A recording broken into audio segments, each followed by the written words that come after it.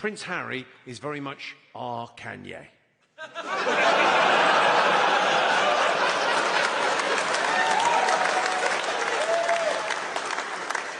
He occasionally dresses as a Nazi, and he up. Developing today, Prince Harry mortified as he becomes the butt of jokes even amongst the woke elite in the United Kingdom. This following, of course, the Saturday Night Live and South Park and Family Guy takedown of the Sussexes in the US. But until now, UK comedians, especially the high-profile woke ones, have stayed away from making Prince Harry the butt of their jokes. No longer, though, with Jimmy Carr, as you saw there, referring to Prince Harry as Kanye West during a brand new stand-up comedy performance at the Queen's Theatre in Barnstaple, UK, as part of his Laughs Funny tour. He's testing this new material, and I have to say, I think it went down pretty well. Prince William or Prince Harry? Prince William or Prince Harry? Well, the royal family, right, if you can imagine, they're like our Kardashians. Prince Harry is very much our Kanye.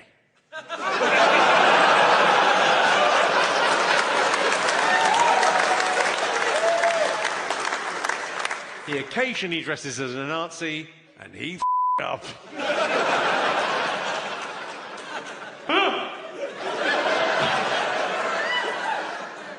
Funny, and you could actually say a joke that's about 2 years dated, but why I view this as so significant is because it marks a clear change from the entertainment elite in the United Kingdom, which, as I say, have always steered away from criticising Prince Harry and Meghan Markle in any great manner. Of course, it's particularly awkward that it comes in the same week that Prince Harry's wife, Meghan Markle, is cozying up, desperately trying to be one of those family members with a K, the Kardashians, being absolutely delighted about the fact that Khloe, the least popular and famous member of the clan, posted a picture of her crappy products as ever. So Brittany from the Royal News Network joins me now. Jimmy Carr getting quite a few laughs comparing Prince Harry to Kanye West. And look, whatever you think of Kanye West, in the past I was actually a really big fan, loved his music and had the privilege of spending some time with him and stuff many, many years ago. But now, Brittany, I mean, you look at him and he is an out-and-out anti-Semite, a complete and utter mess. It is quite a comparison for an establishment comedian like Jimmy Carr to make. And I do think that is an important point, Brittany, too. Jimmy Carr is the type of comedian who performs at the Royal Variety Performance, on the whole stays away from turning our royal family into the butt of jokes. What did you make of it? Well, I always think it's funny when a comedian makes themselves giggle, and that's exactly what was happening to him. He tickled himself.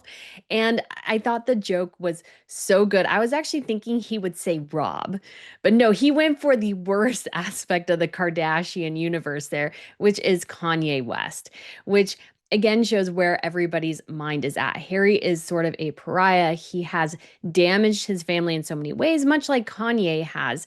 And Harry really has gone off a cliff. You have to remember, Harry was at one point the most popular royal, more popular than the Queen. And now he's third from bottom. He's only outranked in popularity in terms of very low popularity by his wife and his uncle. And so Harry has had this immense fall from grace, very much like Kanye, whereas Rob has gone quietly off into the sunset in some ways. And so it's just a very funny joke, very apt. I'm surprised, though, more British comedians, to be quite honest, have not gone after Harry before, because you would just think there's just so much there to joke about. But it's actually taken a while, really, for people to really start making fun of Harry and Meghan, which I find kind of funny, or making them the butt of the jokes. It's taken a bit too long. There's so much there to pull from. So I'm hoping for more comedic material from the terrible decisions Harry and Meghan have made coming very, very soon from more comedians. Yeah, very good point. Very good point, actually.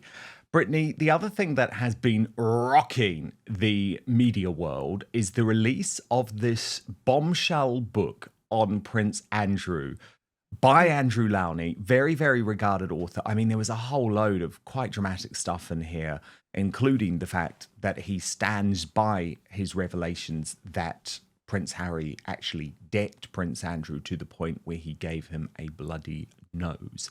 Now, you've interviewed Andrew Lowney on your brilliant Royal News Network channel. I've interviewed him here on Outspoken last week, so you can go and find our interviews. Now, I found him to be really credible, actually. He's not a flamethrower type of guy, and I certainly didn't think he was someone who was attempting to bring down the royal family in any way. Do you agree? Yes, I think some people going off that he was, kind of talking about obviously these problems that have been within the royal families because some people want to bury their heads in the sand. They don't want to talk about particular issues like what it means to have the slim down monarchy. How can we adjust? How often do Catherine and William work? Could they work more? Like these are questions that have been around and that are important to discuss. And there's, of course, other conversations in royal families, the case in Norway with Marius and everything. These are wonderful things, I think, to talk about is what the future looks like for the monarchy. So this idea that Andrew, through his book, is dredging up these old cases of Prince Andrew being improper with funds and taxpayer funding for his particular trips and as a special envoy. I think this is important to discuss because if you can't learn from the past, how can you make sure it doesn't happen in the future too? So you have to understand what happened to make changes. And I think as we'll see throughout sort of Charles's reign and into William is that we will see big changes within the monarchy. And I think a lot of them will be very good, sort of this modernizing aspect. And we need to be clear, of course, where the money is going, making sure the royals aren't being improper in the privileges that they're being given. And there's a lot of temptation out there for royals. And so I think this is a very important book, very important to learn from and to prevent things from happening in the future. That's a lesson I take from Andrew's book. Yeah, I agree with that. And what I found really interesting is that my former employer, GB News, which has just lost the plot lately, I have to be totally honest, and its primetime presenter, Jacob Rees-Mogg, who's absolutely a royalist, absolutely a monarchist, but so am I, so are you, decided to ambush Andrew Lowney live on air in a very uncomfortable interview. Here's how it started. We're quite quickly, actually, I think Andrew Lowney was able to push back when Jacob Rees-Mogg claimed that this book was based on nothing more than salacious gossip. Watch. If you're enjoying what we're doing here on Outspoken, please consider joining our thriving community over on Substack, www.outspoken.live. You can sign up completely for free, but Substack is so important to me. It is a free speech platform. It protects me from big tech cancellation. Plus, you get to communicate directly with me. Head on over www.outspoken.live, enter your email address and sign up today. Start very early on by talking about an affair of Prince Philip with Susan Barantes. What evidence do you have for that? My mother-in-law, who was a friend of hers. OK, but it's gossip, isn't it? Because they were friends. You've got another story at the end where you say on Prince Philip that Kabina Baudet-Wellman, whose mother was supposedly one of Prince Philip's lovers. What evidence have you got for that? That's been reported in the press. But this is my worry, that it's quite a gossipy book. It's not a gossipy book. It's actually got about 30 pages of footnotes, if you look at them. I looked at the footnotes. Yeah. I thought you might mention that, because when you look at the footnotes, what is it? It's the newspapers. It's the Times. No, well, it's a series of interviews with people. It's the Times, 21st December 2024. It's Omid Scobie, who supports one other part of the royal family. I don't think this is very fair. No, I don't think that was fair at all. It wasn't honest from Jacob Rees-Mogg, because the thing is, what happens with all books is that you combine your new information with a lot of other information that has already been out there in the past. But this new book was full of exclusives. Watch.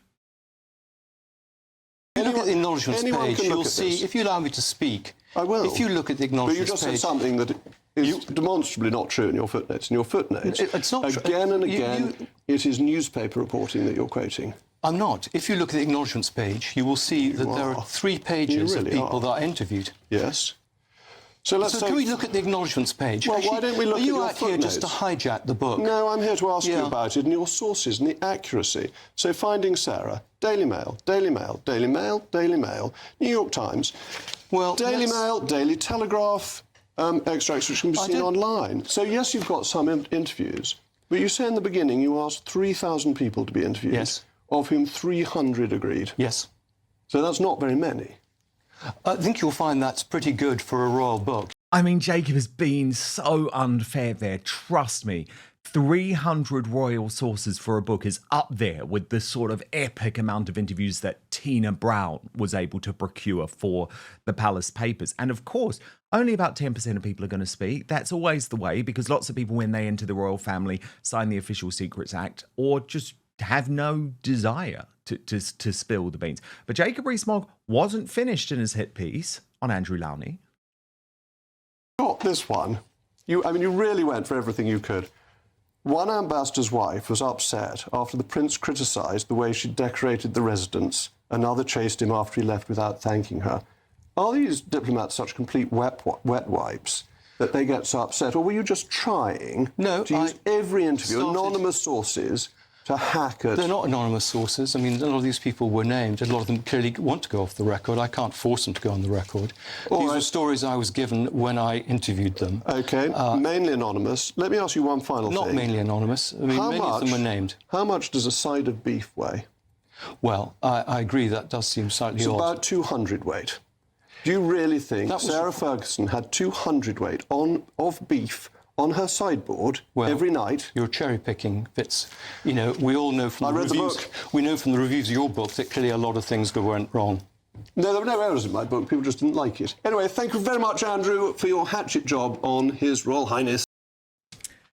Well, I would argue the only hatchet job was by Jacob Rees-Mogg there, Brittany. I mean, what did you make of it? I mean, honestly, that's disgusting as an interviewer, because I have read the entire book. And when you read the entire book, like, to claim it's all salacious gossip, it's really not. There's a lot of details about the travel of Andrew, the transactions, the questions, like, we don't know where he was at particular points. And obviously there is going to be salacious gossip in there somewhat, because Andrew is sort of a morally corrupt character in many ways. And so this idea that this interviewer from GB News is just cherry picking random things is just really, I feel like, ugly and disgusting on his part, because that was not the point of the book. If you actually read it and understand it, which apparently this gentleman cannot, it's about sort of the financial improprieties that can happen as a result of royal privilege as they travel, especially with Andrew's particular role, which has not been refilled. And so you don't have as many risks of that. But how privilege allows sometimes, especially those like Andrew, and I would argue Harry too, or who are sort of desperate for this limelight, this excess wealth, how they'll compromise things to achieve that. And just to pick those things out of the book, I mean, to me, those were so innocuous. Like, I don't care about that, because that is not the point. That's not the meat. And it's just very disturbing that he went down that path and just went on the war path, because that is not helpful. Again, these conversations about royals, their roles, and the sometimes pitfalls are very good and productive to have. Yeah, and I think also, Brittany, it's quite a dangerous place to be, where a member of the aristocracy like Jacob Rees-Mogg is effectively saying that the British royal family should be free of any critical journalism whatsoever. And in reality, that's what he's saying, because even though I do support Prince Andrew on a lot of things that others don't, to argue that there does not need to be proper scrutiny of the allegations, which include obviously the Epstein affair, where there is massive continuing pressure on the Trump administration where you are in the US, I think is really naive. And at the end of the day, I have always said, and not everyone likes this, by the way, but I'll say it again, my job is to be an independent journalist, cover the royal family, do the exclusives that the royal rota won't touch, because I'm not owned by anyone. And sometimes that will mean being critical of the royal family. But what I do from the start is say I hold my hands up as a proud monarchist, a proud royalist, and I want this tradition to continue. But it will only continue if there is scrutiny to try and stop bad episodes from happening. And obviously it was those bad episodes involving Prince Harry and Meghan Markle that I was able to reveal, and no one seemed to have any problem with that. Now, the fallout from the book, Brittany, though, and I do understand this one, also covers Princess Eugenie and Princess Beatrice, the York girls. Tom Sykes, European editor-at-large, at the Daily Beast, but also now the man behind The Royalist on Substack, has reported some really fascinating and quite sad detail about this over the weekend. He says one of the contemporaries of the sisters, and remember, Eugenie's now 35, Beatrice 36, told The Royalist all they have ever done is stand by their parents in the most horrifically public circumstances. I don't think it's fair to criticize them for that. They're sweet girls who understand that they are immensely privileged and have always been grateful for the privilege they've had and have tried to use it to do the right thing. They were told to get jobs by the firm and they did that, so it seems unfair to be attacking them for making money. It would be totally inaccurate to say they are devastated or heartbroken by the book or any of the crap that's going on around, because they are absolutely no new revelations in it. It's just a massive rehash of a load of things that have already been said by different people brought together in one place. The family used to wonder whether this would ever end. Now they know it never will. It's just the tide comes in, the tide goes out. They deserve to be allowed to get on with their lives. Beatrice has set up an AI business, and Eugenie is a director at an art gallery, and she is extremely good at her job. Now, do you feel sorry for these two, Brittany? But first, we've been told our whole lives that wrinkle creams were the easiest way to look younger. Now, one doctor says that's nothing but old news. According to Dr. John Lake, the world-renowned Beverly Hills beauty expert, most wrinkle fixes on the market are nothing but glorified moisturizers. They hardly make a dent on your appearance. Some can even be harmful to your skin, he said. Now, recently, Dr. Lake has focused his attention away from mainstream cosmetic practices so he can pursue a revolutionary anti-aging breakthrough that some experts say could empty the wallets of the cosmetic industry. He describes it as being almost like Photoshop for your face, and says you may even be mad after seeing how easy it is to visibly erase your wrinkles from view. His personal clients have dubbed his new do-it-yourself technique the age rewinder method because it can take years or even decades off your appearance in under 2 minutes. So in light of this amazing breakthrough, Dr. Lake has released a step-by-step video to the public. It is free, it is uninterrupted, and he will outline exactly how to use this simple solution from home. And he said if it helps even one person look younger or feel more confident, he will actually be thrilled knowing that he helped. The video's gone viral, as you'd expect. It started on Facebook, over 2.3 million views now. The comments and feedback have been outstanding too. Thousands of women report they look decades younger. One commented that it was the best result of anything they've used. They said, I can't believe how well this works. I'll never stop using this. I don't understand how it works, but the results are great. Thank you. So you can find out more about this yourself right now. Go to bhmd1.com/outspoken, or if it's easier for you, you can just click on the link in the description box below this video. That's bhmd1.com/outspoken. There is one thing Dr. Lake asks from his viewers, though. He says, if watching this video helps you look and feel younger than you have in years, then please share this video with your friends and loved ones. Together, we have the power to help as many women reclaim a youthful look as possible. So go watch the video at bhmd1.com/outspoken right now, or just click on the link in the description box below. But now, back to the show. I mean, I somewhat do, because at least publicly they have been very, very good at obviously not tarnishing the reputation of the monarchy in many ways. I have been advocate because of course, the slimmed down monarchy that we have and the challenges that will result in the future.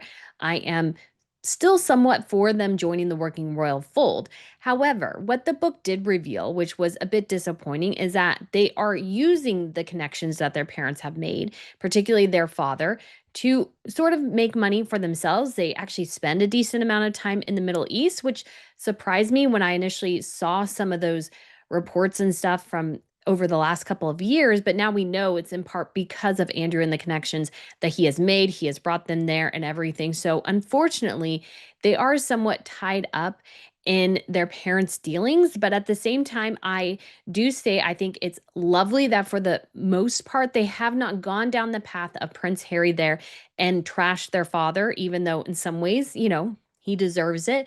But they have been honorable to their parents despite their many failings. And I think that is something to be admired. But at the same time, it is disappointing that maybe they're using some of all these backdoor dealings their parents have and all these questionable actions to sort of make money for themselves. They were getting some money. I think some of it they didn't know was coming to them and all these sorts of things. And so I do find that to be very sad. But I think Beatrice and Eugenie, from what we've seen so far, do really respect the monarchy, respect their parents, and really try to walk that tight line. But I understand the questions of whether they should be working royals in the future. I do understand. There are bigger questions there now. Then there's a friend speaking out on behalf of Sarah, Fergie, the Duchess of York, saying Sarah has only ever tried to make a living for herself through her writing, something she is now doing, and they are all incredibly proud of her for it. The family have been pilloried and bullied by the British press for a generation, so they are well used to it by now. Is that a fair point? I don't think so. When I was reading through the book, obviously Andrew and Fergie were a bit before my time, but I was shocked at the comparisons you can see between Meghan and Fergie. And sadly for Sarah, I just think she is a deeply broken woman in many ways and just cannot help herself. I was surprised and disappointed. Like, she would drag her children all over the world. She wasn't really there for them. She kind of blamed their dad being out of the country or working with the Navy for why I think she was somewhat a neglectful parent. Honestly, that Eugenie and Beatrice have turned out as well as they have is an outright miracle, to be quite honest. But I think Fergie has done a lot of the same dealings that Andrew has in many ways. She was friends with Jeffrey Epstein as well. And so she has definitely been in this murky world with him. She obviously spends way too much, then racks up these huge debts, goes to nefarious people to get them paid off usually, or, deals with them in some sort of way. And so this idea that it's all from her writing is wrong. If you read the book, it's clear that her writing is somewhat there, but she also has a ghostwriter who helps her and those sorts of things. So this idea that she's this gifted writer who's doing everything herself is a bit of a misnomer.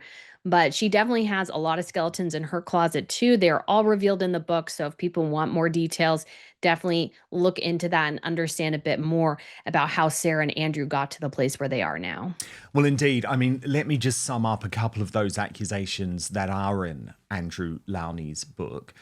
They include the fact that Prince Andrew lost his virginity at 11 to an escort and had sexual contact with a member of staff at his first school when he was 8. That he was forever dragging the worst bunch of tarts up to dine with his mother, each seeming to compete with the previous for lack of brains. That's a quote. That Jeffrey Epstein reportedly said of him, "We are very similar. We are both serial sex addicts. He's the only person I've met who is more obsessed with pussy than me. We have shared the same woman. From the reports I've got back from them, he's the most perverted animal in the bedroom. He likes to engage in stuff that's even kinky to me, and I'm the king of kink." That Epstein's housekeeper, Deborah Gale, told Lowney that Andrew kept newly wrapped women's pantyhose, lingeries, and sandals of several sizes in his closet at Epstein's home.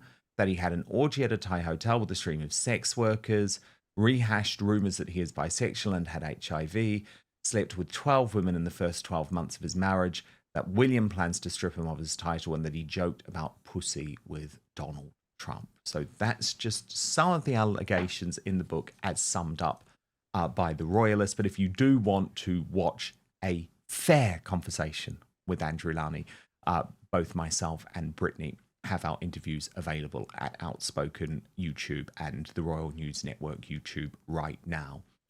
Brittany, some really fascinating reporting from Rob Shooter on his Substack. And again, I know a lot of people won't cover this, but it is out there. And so I think we've got to be honest about it in regards to King Charles and his decision to decide to ask Barbra Streisand, the famous diva, who he had a very close friendship with for many decades, to perform at his funeral. Now, here's the reporting. Shooter Scoop has learned from palace insiders that the king has privately expressed a desire for the legendary diva to perform at his eventual state funeral. While official plans are confidential, one source says the request is real. He's always adored her, and this would be a deeply personal farewell. Charles once called Barbara his only pin-up, even sent her roses from his royal garden. A former royal aide telling Rob Shooter there's genuine affection there. But he does report that Streisand's long-time struggle with stage fright might complicate the request. Despite her unmatched vocal legacy, she has confessed that live performances now cause her serious anxiety. She gets physically sick. Only something deeply meaningful like this could even make her consider it. But it would be so difficult, Brittany, because do you remember Elton John at Princess Diana's funeral when he performed Candle in the Wind, a rewritten version of Candle in the Wind, which had been his ode to Marilyn Monroe. He was just, I mean, he's spoken about how that was one of the most difficult things he's ever had to do. So I just don't know if Barbra Streisand at this stage of her career would want to put herself under that much stress. I mean, it's interesting that that might be a possibility. And if she is able to, I think that would be absolutely lovely. But given that it is a funeral, and if you know the person personally, it's so much more difficult to contain your emotions and try to get through a performance without, your voice breaking or having other issues. Obviously, I think as a performer to sing in Westminster Abbey at a state event would be one of the more ultimate goals that you could have. I mean, the acoustics in cathedrals are amazing. And so I can imagine that from a performer's perspective, she would be interested in that. But as a friend, it would be immensely challenging in addition to the stage fright. So we shall see what happens. Hopefully this is many, many years in the future that this decision has to be made. But it is definitely an interesting thought. And of course, royals, no matter how healthy or unhealthy they are, there are funeral plans in place that are made for them. So this is not an indication that Charles is very soon to have issues, but they plan ahead of time. That is what the British royals do. So no, indeed, because he's the king. He's the king. So this plan is constantly updated. But there is also a plan, I should point out, for Prince William's funeral too. So and that will just be constantly updated over many years. Rob Shooter said of this potential Barbara booking, I guess if that's the word, the performance would likely be viewed by billions, cementing her legacy in a moment of global reverence. And while palace planners are treading carefully, they know the symbolism would be profound. America's greatest voice saying goodbye to Britain's monarch. She may not have many performances left, a royal source says, but if this happens, it won't just be a tribute, it will be the most watched, most moving goodbye of her career. There's no confirmation for now, but behind the scenes, the stage may be quietly set for Babs's final bow. I mean, goodness me, it would be a moment, Brittany. It would be a moment. But as you say, let's hope it's not for a very long time. Brittany, editor of the Royal News Network, who of course runs the Royal News Network channel. You can subscribe on YouTube and follow on X. Thank you so much. And for all of the royal news every single weekday, please do sign up to my Substack, www.outspoken.live. A monthly paid membership gives you first access to the Royal Uncancelled After Show Monday to Friday.